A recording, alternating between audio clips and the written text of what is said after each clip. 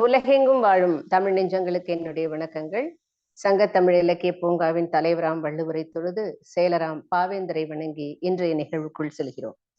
இன்றைய நிகழ்விலே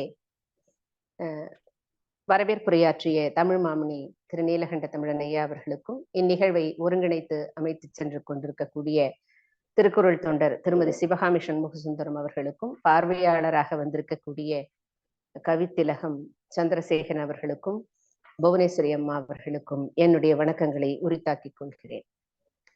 மேலும் இணைய இருக்கிற அன்பர்களுக்கும் என்னுடைய வணக்கங்கள்.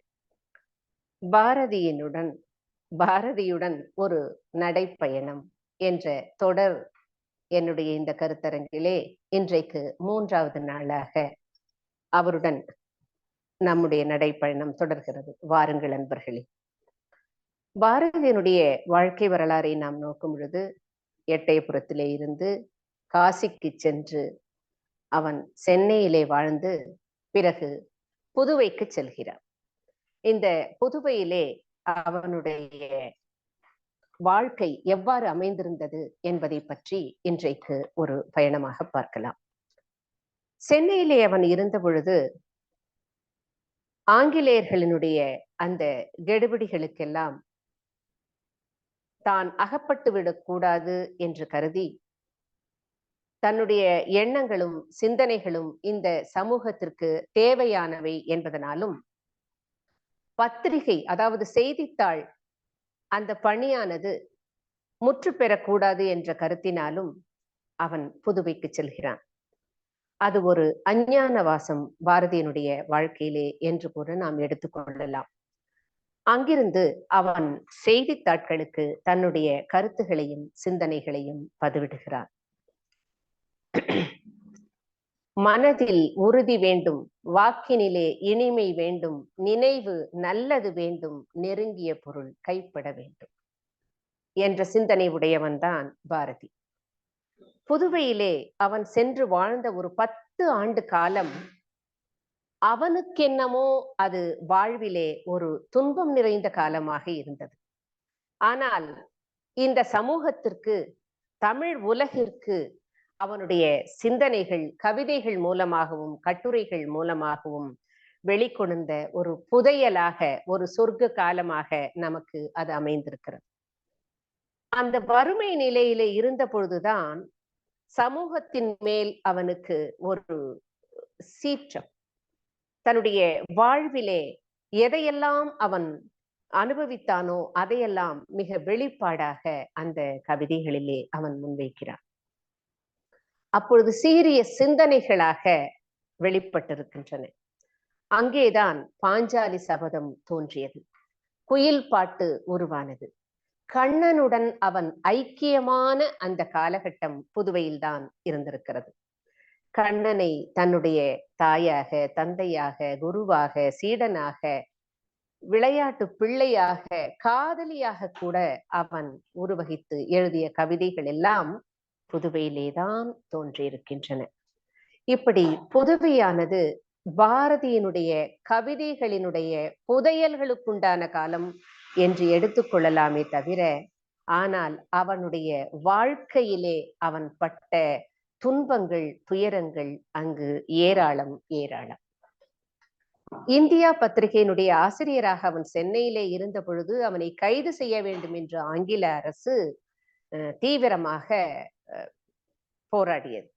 அந்த காலகட்டங்களிலே அவன் புதுவைக்கு செல்கிறான். அங்கே ஒரு நண்பருடைய வீடு தங்கியிருக்கும் பொழுது அவருக்கும் இந்த புதுவை அரசிலே இருக்கக்கூடிய காவல்துறையினருக்கு சென்று அவரை நீங்கள் இங்கே வைத்திருக்க கூடாது, அவரை நாங்கள் கைது செய்கிறோம் என்று தமிழக காவல்துறை கூறியதனால் அவர் என்ன செய்யறாரு, அந்த இடத்துல இருக்க முடியாம வேறொரு இடத்துக்கு போகிறார். அப்ப இந்த குவளை கிருஷ்ணசாமி அவர்கள் மற்ற நண்பர்களுடன் கூறி ஒரு இடத்தை வாங்கி கொடுக்கிறாரு. அந்த இடம் ஒரு செட்டியாரினுடைய இல்லமாக இருக்கிறது. அந்த செட்டியார் வீட்டுலதான் அவர் நீண்ட காலம் அங்க இருக்கிறார். அப்ப அந்த செட்டியார் ரொம்ப பிரியமானவர் பாரதி மேல. அவருடைய கவிதைகளின் மேல ரொம்ப ரொம்ப நாட்டமுடையவர். அவர் மிகப்பெரிய விசிறின்னு கூட நாம சொல்லலாம். அந்த செட்டியார் வருவாராம், பாரதியார் கிட்ட அப்போ வீட்டு வாடகை கேட்க வருவார். ஆனா இவர் வீட்டு வாடகை கொடுக்க முடியாத ஒரு சூழல்.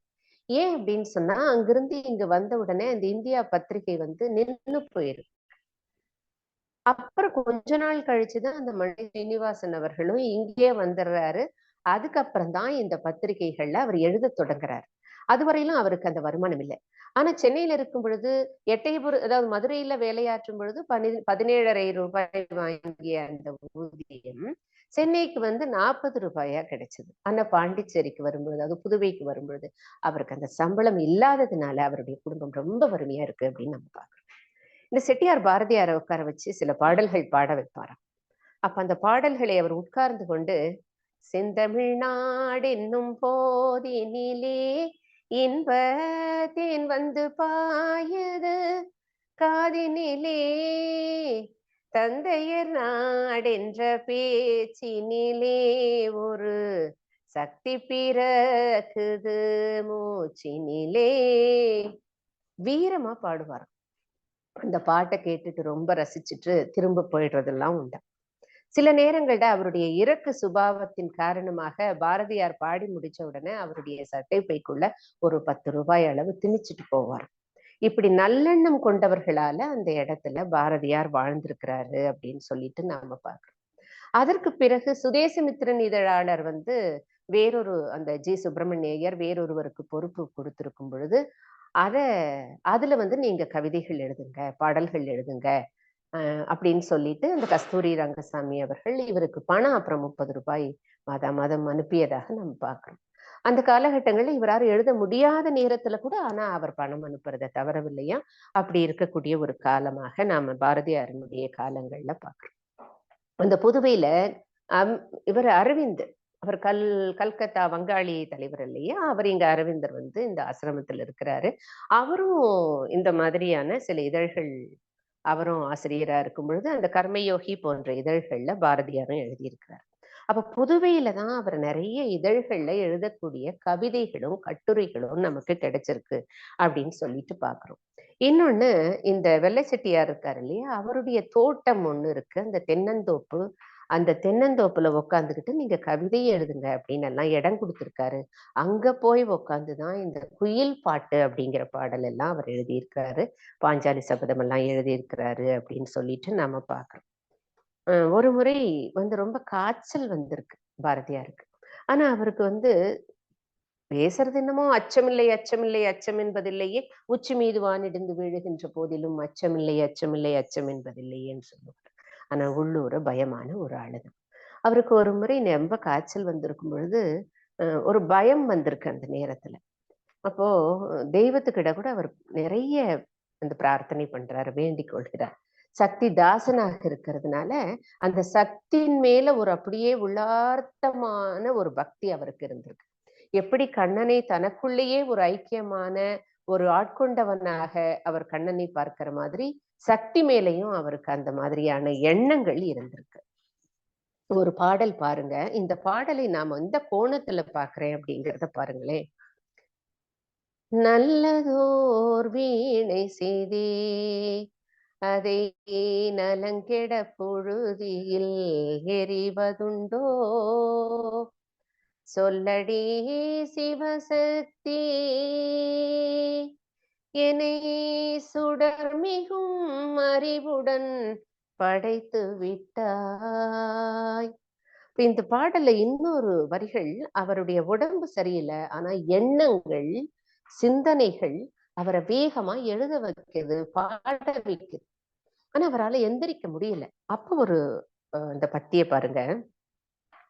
விசையுறு பந்தினை போல் உள்ளம் வேண்டியபடி செல்லும் உடல் கேட்டேன், நசையறு மனம் கேட்டேன், நித்தம் நவமென சுடர் தரும் உயிர் கேட்டேன், தசையினை தீச்சூடினும் தசையினை தீச்சூடினும் சிவ சக்தியை பாடும் நல் அகம் கேட்டேன், அசைவரு மதி கேட்டேன், இவை அருள்வதில் உனக்கேதும் தடையுளதோ? விசையறு பந்தினை போல் மனம் வேண்டியபடி செல்லும் உடல் கேட்டேன் அப்படிங்கிறார். அப்ப எந்திரிச்சு போக முடியாத அந்த சூழல்களை நாம என்ன செய்வோம்? எந்திரிக்கவே முடியலையே அப்படிம்போம். ஆனா நம்முடைய எண்ணங்கள் என்னமோ உலகம் எல்லாம் தெரிஞ்சுக்கிட்டு வரும். நசையறு மனம் கேட்டேன். நசை என்றால் விருப்பம், ஆசை. அப்ப நசை அறு மனம் கேட்டேன் அப்படிங்கிறார். தனக்கு எந்த ஆசையுமே இருக்கக்கூடாது அப்படிங்கிற ஒரு எண்ணம் யாருக்காவது வருமா? புத்தரை போல ஆசையை ஒழித்தால் துன்பமின்றி வாழலாம் அப்படின்னு புத்தர் சொல்லுவாரு. ஆனா அந்த மாதிரியான மனம் யாருக்காவது இருக்குமா? பொருள் வேண்டாம் என்று சொல்பவர்கள் கூட இருக்கிறார்களே தவிர புகழ் வேண்டாம் என்று சொல்பவர்கள் யாராவது இருக்கிறார்களா இந்த உலகத்துல? எதையோ ஒண்ணு இந்த மனசு கேட்டுக்கிட்டே இருக்குது. ஆனா இவர் சொல்றாரு அந்த நசை அறு மனம் கேட்டேன் அப்படின்னு சொல்றாரு. இன்னொன்னு நவமென சுடர் தரும் உயிர் கேட்டேன். அது என்ன நவமெனும் சுடர்? இப்ப சுடர் நவமெனும் சுடர் தரும் உயிர் கேட்டேன். நவம் என்றால் இங்க 9 என்ற அர்த்தம் இல்லை, புதியதான அப்படிங்கிற ஒரு பொருள்ல நாம பார்க்கணும் அப்படிங்கிறது என்னுடைய கருத்து. நவச்சுடர் அந்த மாதிரியெல்லாம் பரிசுகள் கூட கொடுப்பாங்க. அப்ப புதிய சுடரொளி அப்படின்னு பேர். அப்ப நவ என சுடர் தரும் உயிர், புதிது புதிதான உயிர். அப்ப நேற்று இருந்தோம் இன்றைக்கு இல்லை, இல்லையா? இப்ப திருக்குறள்ல கூட சொல்லுவார் வள்ளுவர், உறங்குவது போலும் சாக்காடு, உறங்கி விழிப்பது போலும் பிறப்பு அப்படின்பார். ஒவ்வொரு நாளும் நம்ம புதிதாக பிறந்து கொண்டிருக்கிறோம்.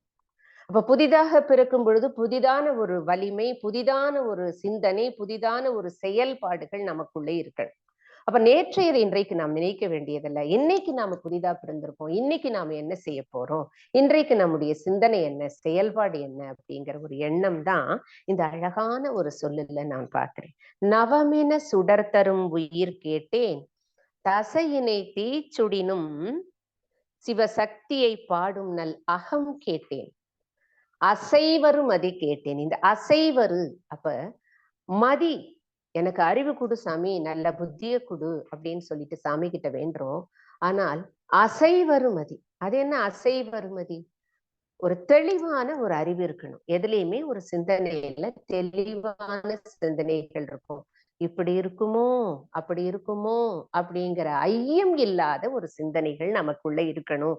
அப்படிங்கறதான் இந்த அசைவருமதி கேட்டேன், இவை அருள்வதில் உனக்கு எதுவும் தடையுள்ளதோ? எனக்கு குடுன்னு கேட்கல, எனக்கு கொடுக்கறதுல உனக்கு தடை இருக்கா அப்படின்னு எவ்வளவு பணிந்து அந்த சக்தியை அவன் பாடுகிறான். இப்படிப்பட்ட அழகான பொருள் பொதிந்த மனம் சார்ந்த அந்த தன்னுடைய எண்ணங்கள் சார்ந்த இந்த கவிதைகளை எல்லாம் பாரதியார் அங்கதான் பாடியிருக்கிறார். இன்னும் நிறைய கருத்துகள் எல்லாம் கூட நாம் இந்த சின்ன சின்ன அவருடைய வாழ்நாள் சிந்தனைகள்ல இந்த புதுவையில நடந்ததாக நம்ம பார்க்கிறோம். இந்த பாம்பாட்டி ஒருத்தர் வருவாரு, அவர் பாம்பாட்டி அந்த பாடலை பாம்பை கொண்டு வந்து பாடி மகுடியை ஊதிக்கிட்டு இருக்கும் பொழுது பக்கத்துல இருக்கக்கூடிய பிரெஞ்சுக்காரன் அவனுக்கு ஒரு காலனா அரையனா போடுவான். ஆனா பாரதி அவன் நம்ம தன்னுடைய வீட்டுக்கு வந்து பாடும் பொழுது என்ன கொடுக்கறதுன்னே அவருக்கு தெரியாது. அதுல மதிமயங்கி தன்னுடைய அந்த அணிந்திருந்த அந்த கோட்டை, அந்த சட்டையை அவனுக்கு கொடுப்பான். அப்ப அந்த மண்டையன் ஸ்ரீனிவாசனுடைய மகள் சிறுமியாக இருந்த யதுகிரி அப்படிங்கிற அந்த குழந்தை வந்து, மாமா நீங்க சட்டையை அவங்களுக்கு கொடுத்துட்டீங்க அப்படின்னு சொல்லிட்டு கேட்பாளாம். அதுக்கு அவர் பாரதியார் சொல்றாரு, ஆமா எனக்கு கொடுக்கறதுக்கு நிறைய பேர் இருக்காங்க, ஆனா அவனுக்கு கொடுக்கறதுக்கு யாருமே இல்லையே அப்படிங்கிற அந்த கொடை உள்ளம், தனக்கு இல்லாத பொழுது கூட மற்றவர்களுக்கு கொடுக்கக்கூடிய அந்த எண்ணம் நிறைந்தவராக நாம் அந்த பாரதியை பார்க்கிறோம். இந்த காலகட்டங்கள்ல கொஞ்சம் வறுமையாக அவர் இருந்திருக்கிறார் அப்படின்னு சொல்லும் பொழுது, நிச்சயமா வீட்டுல வறுமை தாண்டவம் ஆடும் பொழுது கணவனுக்கும் மனைவிக்கும் இடையே இருக்கக்கூடிய கருத்து வேறுபாடுகள் அதிகமாகத்தான் இருக்கும். இல்லானை இல்லாளும் வேண்டாள், ஈன்றெடுத்த தாய் வேண்டாள் அப்படின்னு சொல்லிட்டு நம்ம பாக்குற மாதிரி, பணம் இருந்தால்தான் அங்கே அன்பும் மகிழ்வும் கூட அதிகமாக இருப்பதாக சில நேரங்கள்ல நமக்கு தோணும். அப்போ ஏதாவது ஒரு அன்றாட பிழைப்பிற்கு வேண்டக்கூடிய பணம் இல்லாத பொழுது செல்லம்மாவுக்கும் இவருக்கும் கூட சில கருத்து வேறுபாடுகள் இருக்கலாம். அந்த நேரங்கள்ல இவர் மௌன விரதம் இருக்கிறாராம். அப்ப பேசவே மாட்டாராம். மௌன விரதம் பல நாட்கள் இருக்கிறார். அப்போ இந்த குழந்தை வந்து பாரதியார்கிட்ட ஏதாவது கேட்கும் பொழுது பாரதியார் என்ன செய்வாராம், பேச மாட்டாராம், ஆனா எழுதி காண்பிப்பாராம். ஆனா பாடல் பாடுறது மட்டும் எப்பயுமே பாடுவார். தன்னுடைய பாடல்களை அவர் வந்த வந்தே மாதரம் பாடல்கள், இன்னும் நிறைய பாடல்கள் இருக்கு. அந்த பாடல்களை அவர் உச்ச ஸ்தாயில உட்கார்ந்து பாடக்கூடியதெல்லாம் பாடுவாராம். ஆனா பேச மட்டும் மாட்டாராம். இன்றைக்கு மௌன விரதம் அப்படின்னு சொல்லிட்டு பேப்பர்ல ஒரு தாள்ல எழுதி கொடுத்துருவார். இந்த மாதிரி இருக்கும் பொழுது அப்போ செல்லம்மா சொல்றா, இவர் பல நாள் இப்படியேதாம்மா மௌன விரதமே இருக்கிறாரு, பேச மாட்டேங்கிறாரு அப்படின்னு சொல்லும் பொழுது, அப்ப தாள்ல என்ன எழுதி கொடுக்குறாராம், இப்படி நான் பேசாமல் இருப்பதற்கு மிக சிறந்ததொரு பலன் எனக்கு என்ன அப்படின்னு சொன்னா, நிறைய நான் சிந்திக்கிறேன், நிறைய நான் எழுதுறேன். சுதேசமித்திரனுக்கு இதனாலேயாவது நான் வாரத்துக்கு 2-3 நாள் மௌனவிரதம் இருக்கணும், எழுதி அனுப்பும் பொழுது எனக்கு பணம் கிடைக்கும் அப்படின்னு சொல்லிட்டு சொல்றாராம். இந்த மாதிரியாக பல நாட்கள் அவர் மௌன விரதம் இருந்ததுனாலயோ என்னமோ, அந்த கண்ணன் பாடல்கள் எல்லாம் அப்படியே நமக்கு ஒரு தேன் அமுதமாக இருக்கு. ஏன் மௌனமா இருக்கும் பொழுதுதான் சிந்தனைகள் பல கோணங்கள்ல செல்லாது. ஒரே குறியை நோக்கி செல்லக்கூடியதாக அமைந்திருக்கும் இல்லையா? வேற எந்த இடர்பாடுகளும் வராது. அப்ப கொண்ட கொள்கையில மாறாம அந்த குறியை நோக்கி செல்வதற்கு இந்த ஒரு மௌன விரதமும், அதுவும் ஒரு யோகாசனம் மாதிரி நமக்கு பயன்படுது அப்படிங்கிறது பாரதியாருடைய வாழ்க்கையிலிருந்து நம்ம காண்றோம். இன்னொன்னு ரொம்ப ரொம்ப எளிமையான அளவுக்கு கூட அவர் இறங்கி தன்னுடைய செயல்களை செய்திருக்கக்கூடியவர் அப்படிங்கிறத நாம இந்த புதுவையில பல நண்பர்கள் பேசுவதை கேட்டும் அவர்கள் எழுதியிருக்கக்கூடிய அந்த கட்டுரைகளிலிருந்தும் நாம தெரிஞ்சுக்கிறோம். ஒரு முறை இந்த குழந்தைகளை எல்லாம் கூட்டிக் கொண்டு அவர் வந்து அந்த கடற்கரைக்கு போகிறார். அப்ப அந்த கடற்கரைக்கு போகும் பொழுதுதான் அங்க ஒரு செம்படவர்கள் அப்படின்னு சொல்லுவாங்க இல்லையா? பழைய காலத்துல நம்ம பரதவர் அப்படின்னு சொல்றோம். அப்ப அவர்கள் எல்லாம், அந்த மீனவர்கள் எல்லாம் அந்த கடல்ல அந்த படகு, அந்த கட்டமரம் போன்ற இடங்கள் இதுல வச்சுக்கிட்டு பாடல்கள் பாடிட்டு இருக்கிறாங்க. அப்ப அந்த பாடல்கள் அவர்கள் உண்டான ஒரு மொழி இருக்கும் இல்லையா? தமிழ் மொழி தான் அது. ஆனா அவர்களுக்கு உண்டான அந்த சில இது வச்சு அவங்க பாடுறாங்க. சில சொற்கள் வந்து இடத்துக்கு இடம் மாறுபடும். சிலது நமக்கு வட்டார மொழிகள்ல அந்த சொற்கள்ல சிலது பொருள் புரியாது. அதுபோல அந்த கூட்டத்தார்கள் பாடக்கூடிய அந்த பாடலை போய் ரொம்ப ரசிச்சு கேட்பாராம். கையை தட்டி ரொம்ப பாராட்டுவாராம். என்னமோ அப்ப செல்லம்மா வந்து நையாண்டியா, இவருக்கு என்னமோ எல்லாம் தெரிஞ்ச மாதிரி அந்த பாட்டையும் ரொம்ப விரும்புறாரு, கையை தட்டுறாரு அப்படின்னு சொல்லுவாங்க.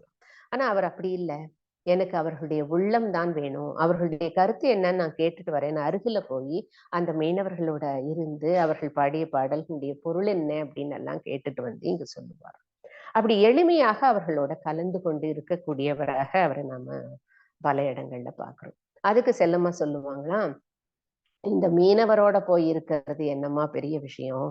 வாசல்ல யாரு வந்தாலும் சரி, மேளம் தட்டிட்டு யாரு வந்தாலும் சரி, மாரியம்மனை தூக்கிட்டு அவங்க பாடல்கள் பாடிட்டு வந்தாலும் சரி, அவங்களோட எல்லாம் கூடவே உள்ளார போயிட்டு அவங்களோட எல்லாம் ஐக்கியமாய் பாடிட்டு வருவாரு அப்படின்னு சொல்லுவாங்க.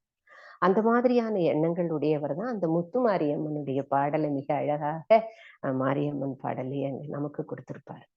இந்த மாதிரியான சிறப்பான சிந்தனைகள் அவருக்கு வரக்கூடிய இடமாக நம்ம அதை பார்க்கிறோம். இன்னொரு முறை இந்த குழந்தை என்ன செய்தான், காக்கை வந்து ஏதோ கோயில கொண்டு போறா. அப்ப காக்கா வந்து அதை எடுத்து சாப்பிட வந்துருது. அப்ப வந்து பாருங்க தாத்தா, காக்கா எடுத்து சாப்பிட்டுருச்சு அப்படின்னு சொல்லிட்டு வரும்பொழுதுதான் அந்த குழந்தையை வந்து இந்த ஓடி விளையாடு பாப்பா அப்படிங்கிற பாட்டு.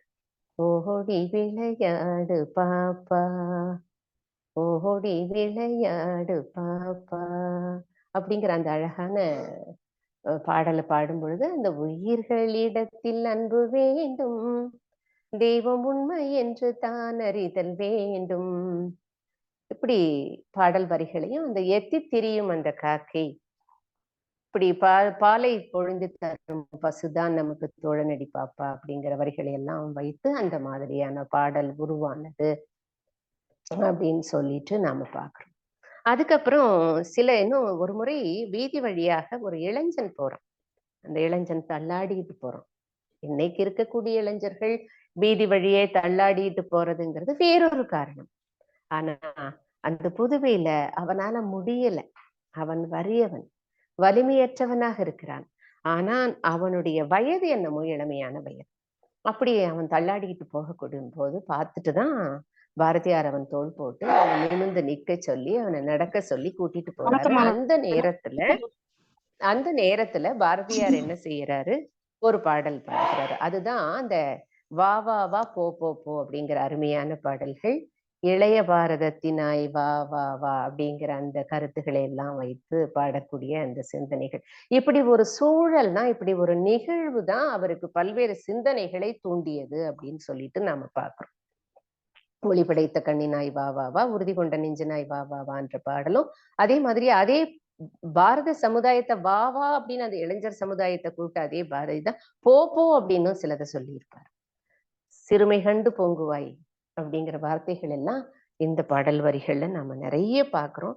இப்படி பாரதியாரனுடைய அந்த வாழ்க்கையில புதுவையானது மிகப்பெரிய மிகப்பெரிய ஒரு பங்களிப்பை எடுத்து கொண்டிருக்கிறது அப்படிங்கிறதோட இன்னும் கூட நாம நிறைய அவருடைய பாடல்கள்ல பார்க்கும் பொழுது வசன கவிதைகள், அந்த வசன கவிதைகளை நாம கதைகளாக கூட பார்க்கிறோம். சில இடங்கள்ல அத கதைகள் அப்படிங்கிற ஒரு எண்ண போக்குல கூட நாம அங்க கொண்டு வர்றாரு. சில இடங்கள்ல அந்த வசன கவிதைகளை கவிதைகள் அப்படிங்கிற ஒரு எண்ணத்துல கூட கொண்டு சேர்க்கக்கூடிய ஒரு நிலையாக நம்ம பார்க்கிறோம். இன்னொரு இந்த முற்போக்கு சிந்தனை கதைகள்லயே அவருடைய வேடிக்கை கதைகள் எல்லாம் நம்ம பார்க்கிறோம். அப்ப பாரதியார் உட்கார வச்சுக்கிட்டு எல்லாருமே ஏதாவது பாடுவாரா, பேசுவாரா, கதை சொல்லுவாரா அப்படின்னு எல்லாம் சூழ்ந்து உட்கார்ந்து கவனிச்சிட்டு இருக்கிறாங்க. அவருடைய நண்பர்கள் எல்லாம் அப்படிதான் அவரோட இருக்கிறாங்க. இந்த செட்டியார் இருக்கிறாரு இல்லையா, வெள்ளம் செட்டியார், அவர் ரொம்ப என்னன்னு சொல்றது, அவர் ரொம்ப விசிறின்னு சொன்னேன். ஏற்கனவே பாரதியார் மேல பற்று கொண்டவர். எப்படியாவது அவருக்கு நேரடியா உதவுனா அது சங்கடமா இருக்கும் அப்படிங்கிறதுனாலையும் மறைமுகமாகவும் நிறைய உதவுறார். ஒரு கதை ஒரு நாள் உட்காரும் பொழுது கதை சொல்றாராம் பாரதியார். 4 திருடர்கள் இருக்காங்க. ஒரு செட்டியார் காட்டு வழியா போயிட்டு இருக்கிறாரு. அப்ப காட்டு வழியா போகும்பொழுது அந்த செட்டியார் பார்த்துட்டு அந்த திருடர்கள் அவரை பிடிச்சு அவரை உதைச்சு அவர்கிட்ட ஏதாவது பணம் பொருள் இருக்கா வாங்கிடணும்னு எதிர்பார்க்கிறாங்க. கேக்குறீங்களா அப்படின்னாரு. ஆனா அவர் சொல்வதற்கு முன்னாலேயே அதை ரசிச்சு ஓங்குட்டி கேட்டவர் தான் இந்த செட்டியார். ஒரு சிறிய ஒரு விகிடமாக இருந்தாலும் கூட மற்றவர்கள் அதை ரசித்து அதை சுவைத்து அதை நகைப்பதற்கு முன்னாலே இவர் ஆகான்னு சிரிப்பாராம். அப்படி ஊக்கப்படுத்தக்கூடியவராக இருக்கும் பொழுது அந்த செட்டியார அந்த திருடர்கள் பிடிச்சிடுறாங்க. ஆனா உடனே செட்டியார் என்ன பண்ணார் தெரியுமா, கட்டை மாதிரி படுத்துக்கிட்டார். அந்த கட்டைக்குள்ள 10 ரூபா வச்சுக்கிட்டு படுத்துட்டு இருக்காரு அப்படின்னு சொல்லிட்டு சொன்னாராம். அப்போ செட்டியாரும் சிரிக்கிறாராம், பாரதியாரும் சிரிச்ச மாதிரியே கதை சொல்றாராம். சொன்னதுக்கு அப்புறம் அதுக்கு இவர் செட்டியார் என்ன சொல்றாராம், அந்த கட்டைக்குள்ள 10 ரூபாய் இருந்ததா, நீங்க கண்டுபிடிச்சிட்டீங்களா அப்படிங்கிற மாதிரி அதற்கு ஒரு நகைப்பாகவும் சொல்லிட்டு அந்த கதை அப்ப திருடர்கள் போயிட்டாங்க, அவர் படுத்துக்கிட்டாரு, கட்டை மாதிரி செத்து போயிட்டாரு அப்படின்னு நினைச்சிட்டு அவங்க போயிட்டாங்க அப்படின்னு எல்லாம் சொல்லி முடிக்கும் பொழுது இந்த செட்டியார் எழுந்து சிரிச்சு அந்த கட்டையில இருந்த 10 ரூபாய் இந்த இதுதான் அப்படின்னு சொல்லிட்டு கொண்டு போய் அவருடைய சட்டை பைக்குள்ள வச்சாரு அப்படின்னு சொல்லிட்டு நம்ம பார்க்கிறோம். அப்படி இல்லாத நிலைமையில கூட அவர் அதை பொருட்படுத்தாமல் வாழ்ந்த வாழ்க்கை தான் அந்த புதுவையினுடைய வாழ்க்கை. ஒரு முறை இவருடைய பாடல்களை எல்லாம் எடுத்து அதை பதிப்பிச்சு அது வெளிநாடுல இருக்கக்கூடிய ஜெர்மனியில இருக்கக்கூடிய ஒரு நண்பர் என்ன செய்யறாரு, பாரதியார் பாடல்களை எல்லாம் ஏதோ ஒரு பதிப்பகத்துக்கு கொடுத்து அவர் அந்த கவிதைகள் பதிப்பிச்சிருக்காரு. அதற்குண்டான பணமாக பாரதியாருக்கு அவர் அந்த காலத்துல பணம் அனுப்பிச்சிருக்காரு. அப்ப பணம் அனுப்பும் பொழுது அந்த வீட்டுல இருக்கக்கூடியவங்க பக்கத்துல அருகில இருக்கக்கூடிய சில நண்பர்களுக்காக அவர் என்ன பண்றாரு, ஒரு அம்மா இல்லைன்னு சொன்னோம்னு அப்படியே எடுத்துக்கோங்கன்னு சொல்லிட்டு கொடுத்திருக்கக்கூடிய கருத்துக்களாக நம்ம பார்க்கிறோம். அந்த எப்படி முரத்துல இருக்கக்கூடிய அரிசிகளை எல்லாம் குருவிகளுக்கு போட்டு அது சாப்பிடட்டும்னு மனம் மகிழ்ந்தாரோ, அது போல தனக்கு இல்லாத ஒரு காலகட்டமாக இருந்தாலும் கூட தனக்கு அனுப்பிச்ச பணம் தன்னுடைய பணம் தானே, தான் வச்சுக்கணும் அப்படிங்கிற எண்ணம் இல்லாம எதிரில ஒரு ஆள் தனக்கு கஷ்டம் அப்படின்னு சொன்னா உடனே கொடுக்கக்கூடிய ஒரு மிகப்பெரிய ஒரு ஒரு கொடையாளியாக நாம் அவருடைய செயல்கள்ல பார்க்கிறோம். பல இடங்கள்ல சுத்தி இருக்காரு புதுவையில, மணக்குள விநாயகர், மாரியம்மன் பகுதி, இந்த பகுதிகள்ல எல்லாம் அவர் சுத்தி தன்னுடைய கவிதைகளை எல்லாம் படைச்சவர். அப்புறம் அவருக்கு அந்த இடத்துல ஒரு மாதிரி சில நண்பர்களுடைய செயற்கை சகவாசம் அவர்களுக்கு ஏற்படுகிறது. அந்த செயற்கை சகவாசத்தின் பொருட்டு அவர் என்ன பண்றாரு, கடற்கரை பகுதிகள்ல போய் மாலை நேரங்கள்ல அவர்களோட உலாவுறதும், சில நேரங்கள்ல அந்த போதைக்கு அடிமையாகக்கூடிய அந்த அபின் போன்றது, கஞ்சா போன்றது, அப்படி ஏதோ ஒண்ணு சாப்பிட்டு பழகிட்டார். புகை இல்லைன்னு கூட சொல்றாங்க. அப்ப அதெல்லாம் சாப்பிட்டு பழகிட்டு அதுல இருந்து அவரால சில நேரங்கள்ல வெளிய வர முடியல. மற்ற கவிஞர்கள் எல்லாம் அவரை வந்து ஒரு நையாண்டியாக பார்க்கிறாங்க அந்த நேரங்கள்ல. அவரை ஒரு கஞ்சா கவிஞன்னு சொன்ன இலக்கியவாதிகள் எல்லாம் கூட உண்டு. அப்படி அதுல இருந்து அவர் விடுபடுறாரு. கொஞ்சம் கொஞ்சமா தன்னை மாத்திக்கணும் அப்படின்றாரு. அப்புறம் அந்த பகுதிகள் வெளியே வந்துடுறாரு. ஏதோ ஒரு பிடிமானம் இல்லாத ஒரு நேரத்துல அந்த தவறான பழக்கங்களுக்கு மனிதர்கள், ஆண்கள் செல்லக்கூடுறாங்க அப்படிங்கிறத நம்ம பார்க்கிறோம். அப்படி இருக்கும் பொழுது அவருக்கு இது என்ன வாழ்க்கை? இங்க எதுவும் இல்ல அப்படின்னு ஒரு மாரி ஆகும் பொழுது, அவர் நாம திரும்ப சென்னைக்கே போயிரலாமா அப்படிங்கிறார். ஆனா சென்னைக்கு வரும்பொழுது என்ன ஆகும்? நிச்சயமே யோசனை பண்ணி பாருங்க. அங்கே அப்படியே அந்த பாம்புக்கும், கருடனுக்கும் இருக்கக்கூடிய நிகழ்வு தான். எப்ப பாரதி வெளிய வராரோ, அப்படியே அவர லவக்குன்னு பிடிச்சுக்கலாம் அப்படின்னு சொல்லிட்டு இந்த ஆங்கில அரசு அவருக்காக காத்திருக்கு. அப்படியே அவர் வர்றாரு வெளிய. வெளிய வரும்போது அவர சிறை பிடிச்சிடுறாங்க. இப்ப 21 நாள் அவர் சிறையில அடைக்கப்படுகிறார். அப்புறம் அவர வெளிய கொண்டு வராங்க அப்படிங்கிறதையெல்லாம் நாம பார்க்கிறோம். அப்பதான் அவர் அந்த திருவல்லிக்கேணிக்கு வந்து பிறகு அவர் அந்த இடத்துல குடியிருக்கிறாரு அப்படிங்கிற நிகழ்வுகளை எல்லாம் நம்ம பார்க்கிறோம். அதோட இன்னொன்னு சிறப்பு என்ன அப்படின்னு சொன்னோம்னா, அந்த நேரத்துல எங்க ஊருக்கும் வந்திருக்கிறார். அவருடைய அந்த இறுதி காலகட்டங்கள்ல ஒரு 40 நாட்களுக்கு முன்னால ஈரோடுல இருக்கக்கூடிய கருங்கல்பாளையம் என்று இன்றைக்கு சொல்லக்கூடிய இடத்துல ஒரு மிகப்பெரிய நூலகம் இருக்கு. அந்த இடத்துக்கு தங்கப்பெருமாள் செட்டியார் அப்படிங்கிறவர் அவரை கூப்பிட்டிருக்காரு. அதனால அவர் இங்க வந்து இங்கேயும் பல இடங்கள்ல உரையாற்றி இருக்கிறார் அப்படிங்கிறது எங்களுடைய அஹ் ஈரோடினுடைய பெருமையாக நாம கருதுறோம். அவர் பேசிய பேச்சு என்ன அப்படின்னு சொல்லிட்டு நாம பார்க்கும்பொழுது கடைசியில மனிதனுக்கு மரணம் இல்லை அப்படிங்கிற தலைப்புல தான் பாரதியார் பேசியிருக்கிறார். மனிதனுக்கு மரணம் இல்லை அப்படிங்கிற தலைப்புல அவர் பேசிட்டு திருவல்லிக்கேணிக்கு போறாரு. அந்த யானை தாக்குண்ட அந்த நிகழ்வு. அதற்கப்புறம் அவருக்கு 40 நாள் முடியாம உடம்பு சரியில்லாம இருந்து படுத்துட்டு அவர் அந்த இயற்கையோட கலந்துட்டாரு அப்படின்னு நம்ம பார்க்கிறோம். அப்ப ஈரோடுக்கு வரக்கூடிய நிகழ்ச்சி கூட எங்களுக்கெல்லாம் ஒரு பெருமையாக எப்படி இருந்தது அப்படின்னு சொன்னா, முதல் ஒரு ஏதோ ஒரு காரணத்தினால வரல அப்படிங்கிற மாதிரி ஒரு வதந்தி பரவி இருக்கு. உடனே அந்த இடத்துக்கு யாருமே மாட்டு வண்டியோ, அப்ப அந்த காலத்துல அப்படித்தானே இருக்கும். அந்த மாட்டு வண்டியை அனுப்பிச்சு அவருடைய இடத்துக்கு கூட்டிட்டு போகணும் அப்படின்னு சொல்லிட்டு அவர் தங்கப்பெருமாளை எதிர்பார்க்கும் பொழுது இவர் வரல அப்படின்னு சொன்ன உடனே அவர் அப்படி கொஞ்சம் இதுவா இருந்தார். அதுக்கப்புறம் இவர் வந்து நின்னுகிட்டு யாரா சொன்னது நான் வரலன்னு சொல்லிட்டு அப்படின்னு எல்லாம் பேசுவார். அந்த மாட்டு வண்டியில ஏறி போகும்பொழுது கூட ஒரு நகைச்சுவையாக ஒண்ணு எழுதியிருக்கிறார் பாருங்க. வண்டியில ஏறி உக்காந்தாராம்.